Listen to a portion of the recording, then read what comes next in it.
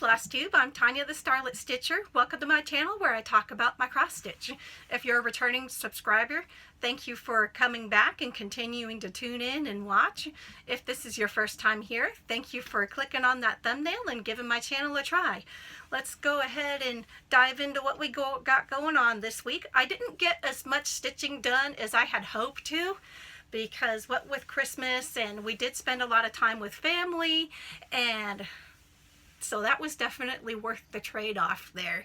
We went out and took a drive around town and looked at all the Christmas lights, and so we spent a couple hours doing that with the kids. And Christmas Eve was dinner with our granny and papa and that side of the family. Christmas Day we spent opening our immediate family gifts, like, you know, me, my husband, the kids, just us. We ran over to Granny and Papa's again so they could open that, because here in the camper we don't have room to set up a Christmas tree in here, so we put all that stuff over at their house under their tree. So that's what we did. We opened them over there separate from the big thing on Christmas Eve. Then after that we came back over here and we did a video call with my mom, who lives in New Mexico, because she had sent us a gift in the mail for the kids to open, and she said, I didn't wrap anything in there, so wait till Christmas to open it. So that's what we did. Now every year she sends us a tote heavily wrapped in duct tape, keeping it shut, and she puts it in the mail like that. Well, she sent another one this year. So we got on the video call, and that's how we did Christmas with my mom. She got to watch the kids dig into that and get all the stuff, and so that's how we spent our Christmas Day. And then the day after Christmas we went to my, the other side of the family, my husband's other side of the family, and had the get-together on that side.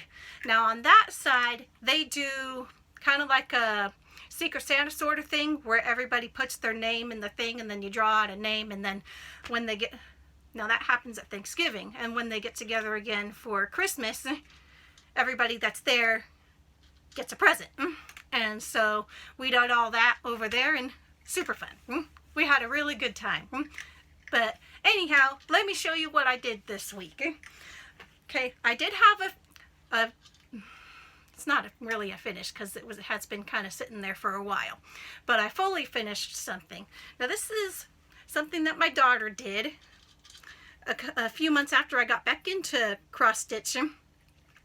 I decided to get her a little kit. This is a Dimensions kit called Cute Kitty, and she had been kind of watching me do my cross stitch stuff, and so I got her a little kit to see if maybe it might be something that she liked to do.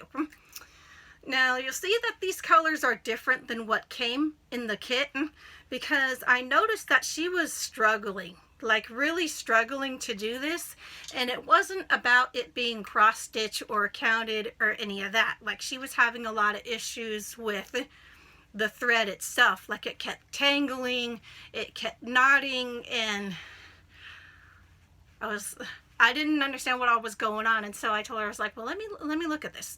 And it was the thread itself. Like, I don't know if it was like a bad batch of thread or something, because I've never experienced the thread that comes in the Dimensions kits be that bad. Like I said, it was tangling a lot, it was shredding, like, I don't know what the deal was. And so we picked everything out and got rid of all that. And so instead, she and I went through and we picked through some different colors out of my leftovers from other Dimensions kits, and that was a lot better.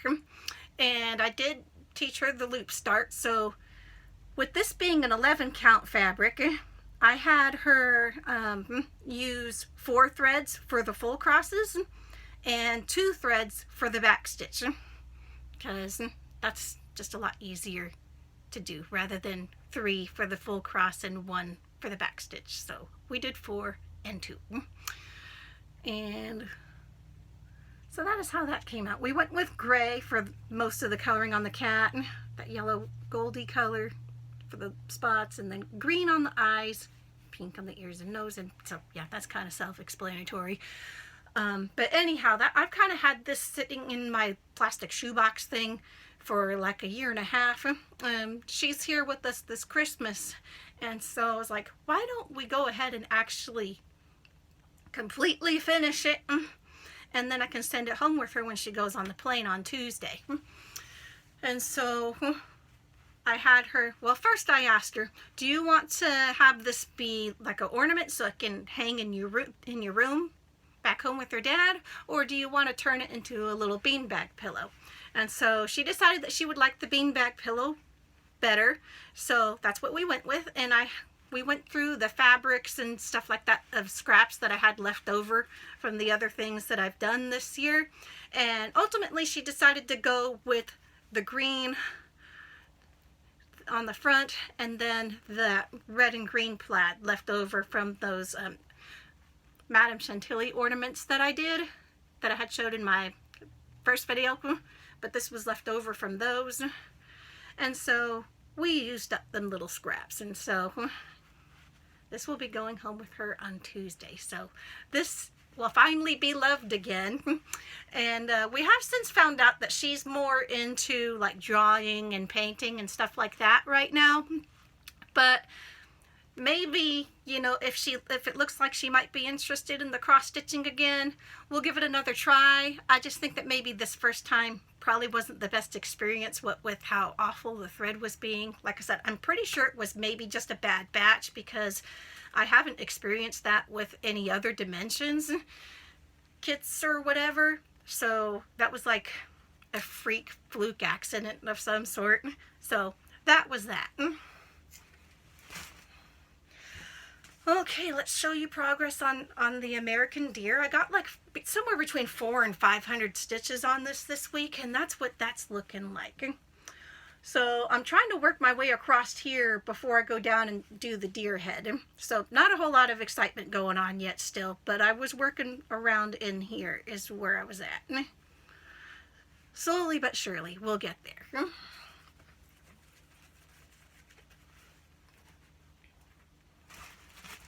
Okay, now Farmhouse Christmas. I have a little story with this week.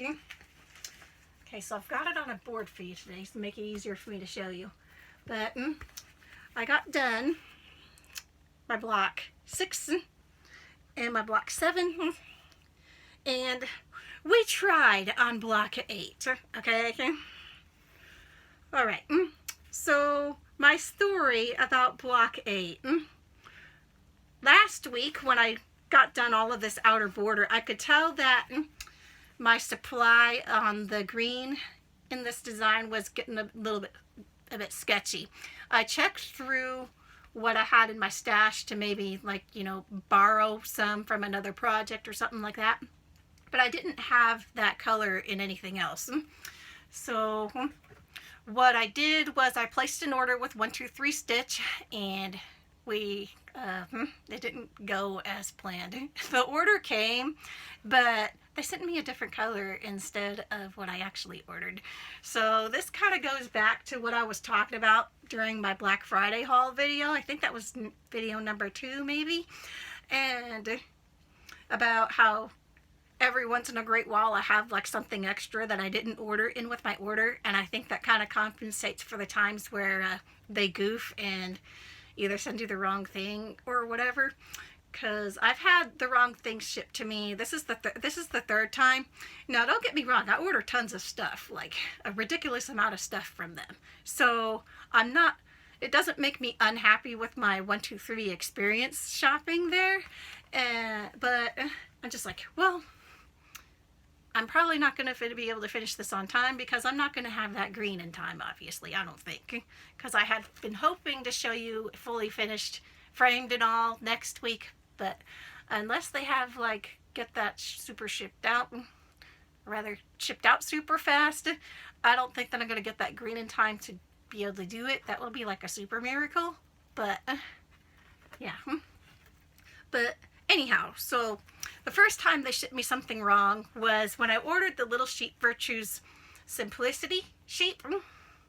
By Little House Needleworks, they sent me a Simplicity bird pattern by Little House Needleworks, and so I'm like, this one of these things does not match the others here. And so I sent them a picture and I said, I got this bird pattern instead of the sheep pattern, which is kind of weird that they would label two patterns with the same name. So I can kind of see how maybe they had accidentally, I mean, people are human. Mistakes are going to happen. But so they shipped out the right sheep pattern to me, and they told me to just keep the bird. And so that's in my stash, that little birdie that they sent me. So that was one of the things. And then another time they sent me the wrong DMC's number. They sent me, I think, 828 instead of 3828.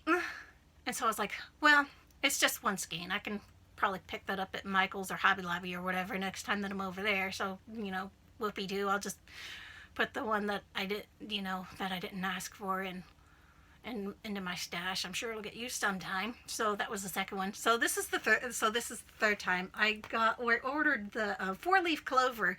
Is what Kimberly Jolly uses in her classic Colorworks thread pack on the green. And they sent me frog legs. I'm like, I mean, I don't know. Maybe they're next to each other in the bins and one fell over into the other bin and maybe they didn't look close enough. I don't know. Anyhow, so it'll be coming. I just don't know how long, because it kind of varies. Sometimes it takes me like a week to get my stuff from 123, but there have been times where it takes a few weeks, because sometimes if something goes out of stock as you're ordering it, they might wait for it to come back before shipping your stuff, and then other times they'll ship what they got and then wait on the stuff that's lagging behind. So I don't know. We're just gonna see, and for right now it just kind of is what it is. So we'll work with what we got. And in the meantime, so I was working on the Block 8 yesterday, and my little daughter, she asked him, how come the lady's not wearing any clothes? Yeah. I thought that maybe I might, fake it till you make it, and, maybe you give her a white dress with red boots, or maybe give her a brown dress, but I still would not have enough green to do Block 9. So I'd still run into the same issues, because, I literally have none of the 4-leaf clover one. I took it as far as I could possibly go. Like you see, I couldn't finish this tree right here because I ran out. I ran out there. And so I've got 4 stitches in that tree left, and then her dress. And so until I get some more of the green, we're just going with the fashion of wearing the Emperor's new clothes or something, because, yeah, she will have clothes, I promise. We just gotta wait for that green to come. And yeah, I already did that. Okay, so that being said, maybe I'll get an earlier start on my New Year's starts this week, because I'm going to my plan is on the Farmhouse Christmas is I'm going to keep working on that as much as I can and get everything done except for that green that I need, and then when that green comes in, I can just put it in real quick, because I might maybe have half an hour of stitching with all the green that's left, because there's really not that much. So I'll finish everything else on there as planned, and then move on to my New Year's new start stuff. Anyhow, I decided on what I want to start in this coming week. I'm going to have 3 new starts to show you. I decided to go with Gather Here by Hello from Liz Mathews as one of my first starts this week. The reason being because I have 2 monochromatic designs in my plans for 2022, and I decided that it might be easier to work on them in conjunction with other projects at the same time. I haven't actually done a monochromatic design before, but I have read that a lot of people get burned out with working on just one color at a time. So with taking that in mind, and also the fact that being in the camper, I can't have a whole lot of my stuff out at one time, I thought that would be a good strategy to go for in working on the monochromatic stuff in how would you call it, at the same time as other stuff, and that'll get these guys going without having 1,000,001 threads out and stuff like that. I mean, I say that, but I do plan on starting a haze, so yeah. I don't know. Work with me, people. I also decided what thread color that I was going to go with, because last week when I showed you my fabric, I hadn't decided if I was going to go with a dark green or a dark brown for my thread on this. Now this is a 32 count Murmur Lugana is what I'm going with. And I did decide to go with the dark brown. I'm going to go with 3371. That's actually showing a little bit better on the video today than it was last week. Now, what I did was I held my flosses up here. I decided that the dark greens, they made it kind of look too Christmassy, and I'm not really going for a Christmassy effect with this design, so I decided to just go with the brown. And since the fabric is more of a, see, like here now it looks more yellow and more creamy and stuff. This is a really hard color to show, like for real. But with the brown, it gives it more of a, you know, year-round appearance. And with the fabric itself being like a peachy color, so it's got more, it's more orange than it is yellow or cream or however you want to describe it. And so those two colors go well together. The DMC alternative in the design is 3799 for a dark gray, and I did consider that too, but it just, I don't know, it just didn't work with the Murmur, I didn't think, at least not on this piece that I got. The brown looked better for me, and I actually happened to have extras of that. Somehow I did 2 tags of DMC. I don't know how that happened, but that will use up my extra little tag, and yeah, so we'll kind of do 2 things at once on that. And then I also want to start Halloween Quaker by Lila Studio. It could be Lila Studio. I'm not going to claim to be an expert on how everybody pronounces their designer names, so yeah. But this is that design, and I plan to start that this week too. And my fabric for this is going to be a 32 count Sprite. That's kind of close. It might be a little bit darker than that in person. And these are my colors for that. Now, I decided to go with this one both because this will actually be my first Halloween design that I'll have for my cross stitch, getting, like, you know, in progress or done or however you want to refer to it as. But it would also be a good one for me to start with because I have colors that go with the Halloween Quaker that carry over from the Farmhouse Christmas. The bamboo is in here, black coffee is in here, and that might be it. But, like, you know, I can combine my collection of threads. There is extras on here from what the design calls for, because I'm not sure if I'm going to go with 1 thread or 2 threads when I go to stitch this. I may try it out both ways and see how it goes. But the design calls for 40 count. I'm going to double check that. I think it calls for 40 count. Yeah, the fabric that they used is a 40 count. This is a 32. So I'm going to be using more thread to start with than what it says. And I'm going to try to avoid having any more problems of running out of stuff. And so, yeah.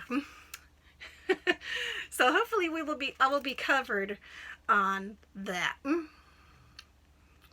there you go. I think that this will look really good though. Oh, and coincidentally, the frog legs is in here too, right there. So frog legs will get used. It was just not what I was planning to get whenever I made that order.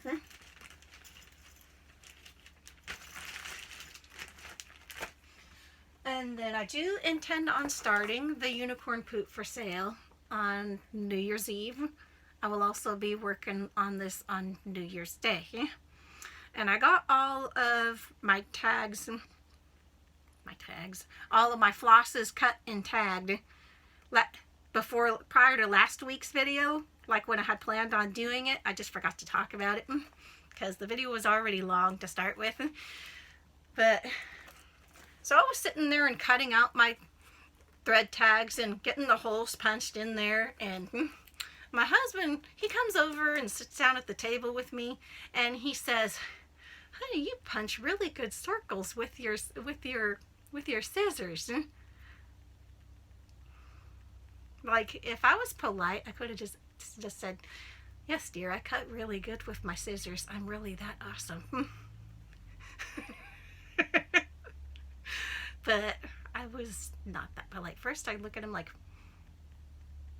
I got this eye twitchy thing going on. I was just like,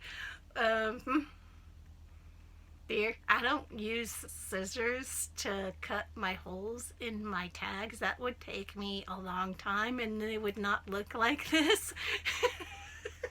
I use a hole puncher, okay? He goes, "Oh."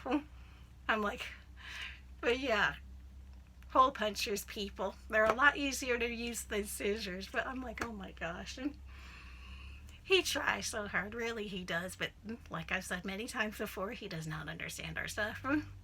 And he goes, "Well, how have you been making those bigger circles?" Because, you know, I have like the normal hole size one, but I also have one that's bigger that makes the bigger holes.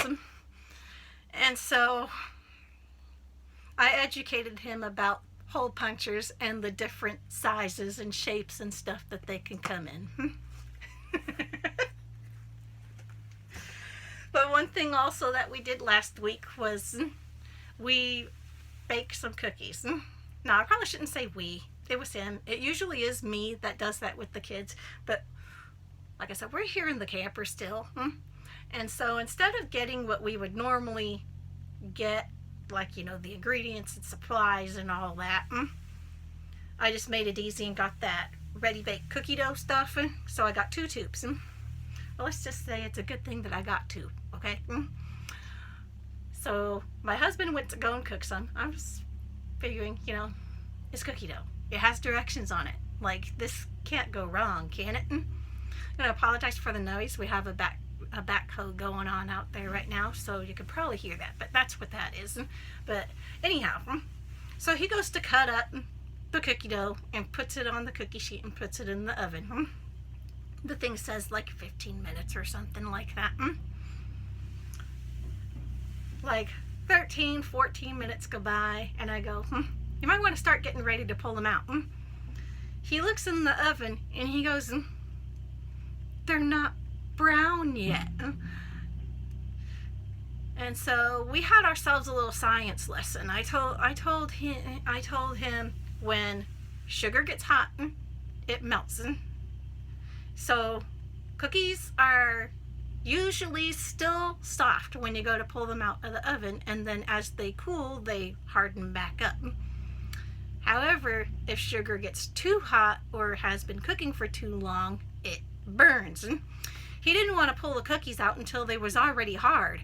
And I'm like, no. Well, some of them may have been a little more on the crispy side on the bottom when he went to go and pull it out. And he apparently also tried to put too much on there at the same time. So it was almost all in one piece on that poor little cookie sheet with a crispy bottom. And it gets even better. So we was talking about the cookie episode with Granny and Papa when we was over there. And then he started explaining about how he thought that you was supposed to turn over cookies like pancakes before they're done in the oven. I'm like, oh my God. This is how come I normally do the baking and stuff, people. This is... And then he goes, "That's not what I meant." I'm just like, well, that kind of sounds like what you meant, because that's what you just said. You said that you was going to flip them over like a pancake, and then when they was done like hard, then you was going to take them out. I mean, it kind of sounds like you were trying to make charcoal briquettes to me. So, yeah. Anyhow, let's go ahead and move on to haul. I distract myself all the time. Okay, so I did have some haul. Yes, I did. I was bad again. But Cobweb Corner had a 30% off sale on Nora Corbett and hands-on design. So that's what I got. I got the stuff on sale. I was bad and good at the same time. But those came, and this is the second time that I've placed an order with her, and I'll probably be starting to do more orders with her because I like how it came out. Like, for being a small business, the orders went out pretty quick, and I haven't had any problems. Both of which are my top 2 priorities when I'm ordering stuff from people. Okay, so I bought 4 Nora Corbett patterns and 4 hands-on design. Okay, I got some of the Christmas Eve Couriers from the Nora Corbett designs. I got Dasher, Dancer,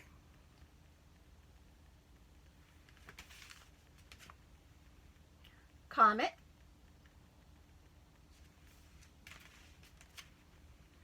and Donner. I already had Rudolph and Cupid, so I'm slowly picking up a few more as we go. I have not kitted up any of these yet because they are pretty intense in regards to like beads and treasures and stuff like that, so I kind of just want to get the patterns and then get stuff going later. They're not on the list to start stitching up this year for 2022, but I do want to get all those patterns in. I just do. Okay. Alright, so for the hands-on design patterns, I got Jack-O-Lantern Junction Farm, and I also got the buttons that go with that. So that's how that looks like. I got Holly Jolly Farm. I did want to get the buttons for this as well, but she was out of stock at the moment, and so I just got the pattern for now.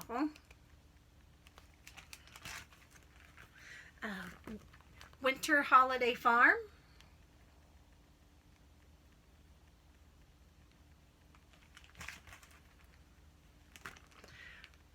Autumn Acres Farm.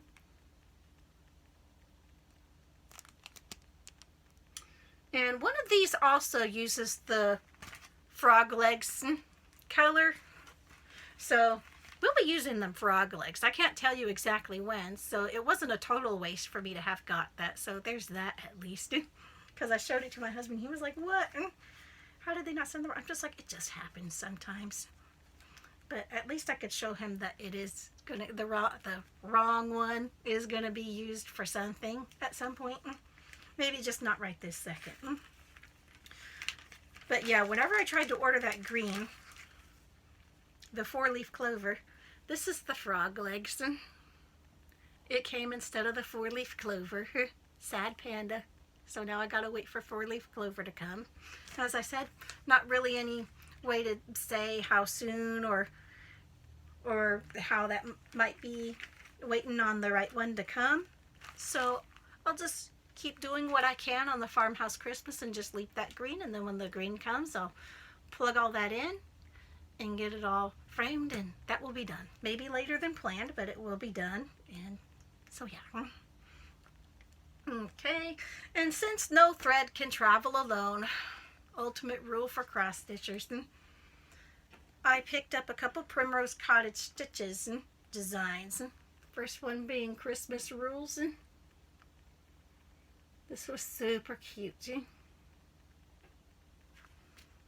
As well as Autumn Rules by Primrose Cottage Designs.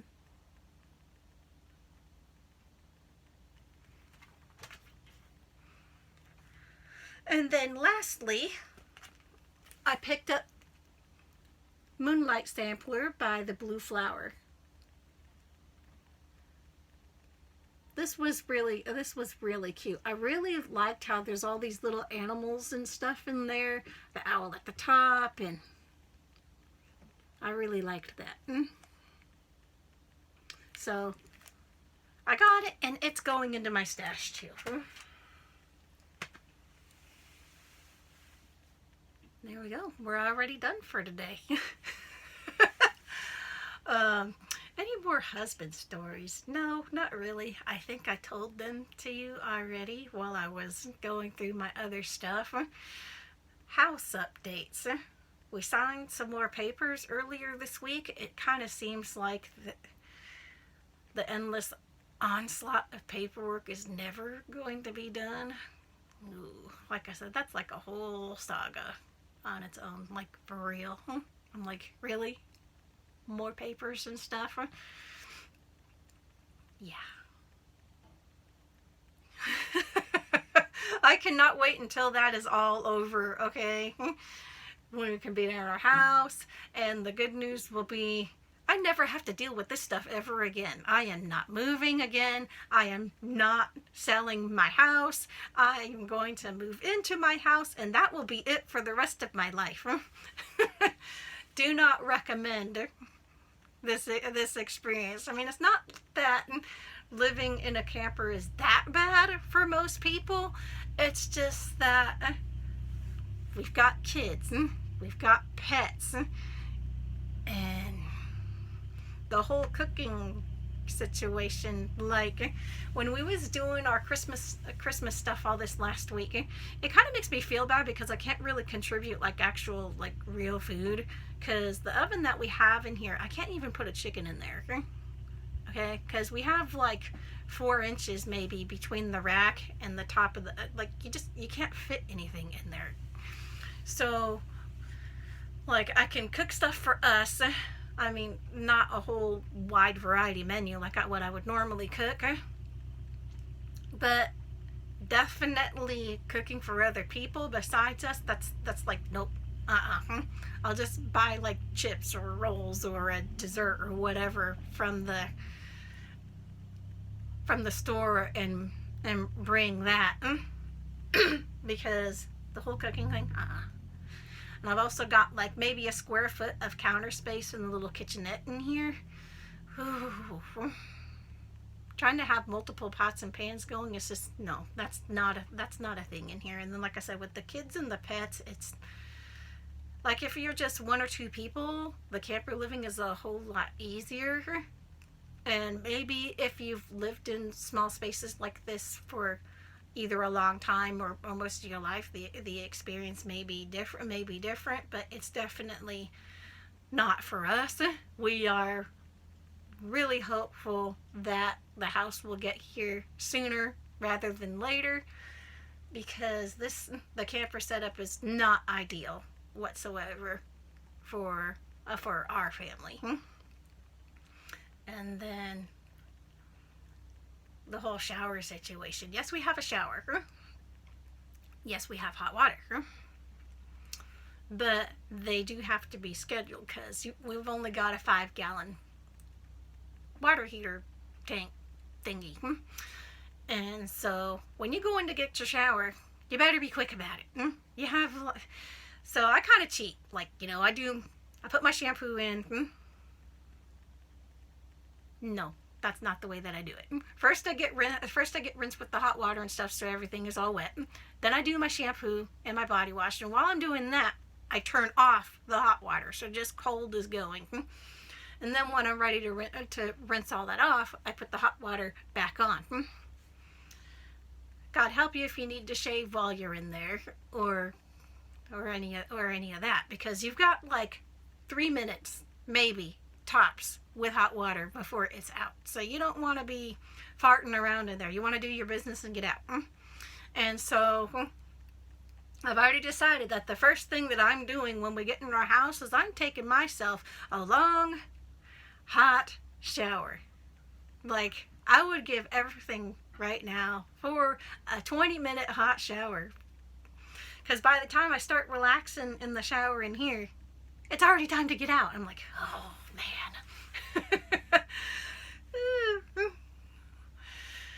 So, yes, there are things that I'm looking forward to when we get out of the camper, and space-wise is not the only thing. There's other things. But, so, yeah. Anything else we got going on? I don't think so. I think I said everything for this week. But But yeah, so I'll go ahead and I'll let you guys go. And I will see you next year. Thank you so much for watching. Like, comment, subscribe, and take care. Bye-bye.